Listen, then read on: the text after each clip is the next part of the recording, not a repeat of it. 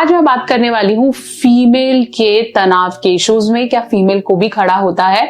चलिए बात करेंगे, और अगर आपको इसके बारे में नहीं पता है तो ये वीडियो पूरा अंत तक देखने की जरूरत है, क्योंकि everybody needs to learn about it. आपकी शादी हुई है, नहीं हुई है, और अगर आपकी भी वाइफ को फीलिंग नहीं आ रही है, इरेक्शन नहीं आ रहा, प्लीज इस वीडियो को देख लो, क्योंकि बहुत जरूरी है। चलिए हम बात कर रहे थे कि क्या फीमेल को भी इरेक्शंस होते हैं, या फीमेल को भी बोनर्स आते हैं, या फीमेल का भी खड़ा होता है। Yes, the answer is yes.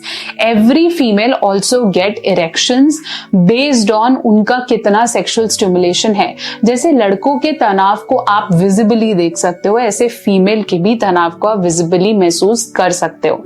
अब आप इस चीज को ऐसे क्लियर कर सकते हो कि मेल्स के अंदर जैसे हम तनाव या इरेक्शन के लिए पेनिस को जिम्मेदार ठहराते हैं, या आप उसके थ्रू देख पाते हो, ऐसी फीमेल्स में क्लाइटोरिस, जो कि पेनिस का सिस्टर ग्लैंड है, मतलब मेल्स में पेनिस और फीमेल्स में clitoris, that means the upper part, vagina के ऊपर वाला पार्ट है जो लेबिया माइनोरा में होता है। आप इसको यहां देख सकते हो।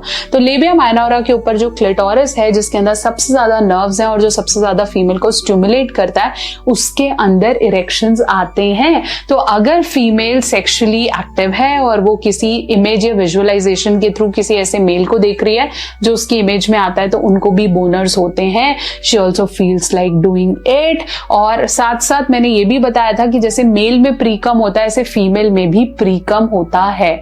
ऐसे ही अगर फीमेल काफी अराउज्ड होती है या काफी उसका मूड करता है, तो उसका क्लिटोरिस एक्सपैंड करने लग जाता है, वहां पे ब्लड फ्लो बढ़ जाता है, and similarly the clitoris gets warm, flushy, और कलर ब्लू होने के चांसेस हो सकते हैं, and it gets expand. Moreover even the clitoris gets stimulated, और वजाइनल ल्यूब्रिकेशन या वहां पे थोड़ा सा पानी आना बहुत ज्यादा कॉमन है।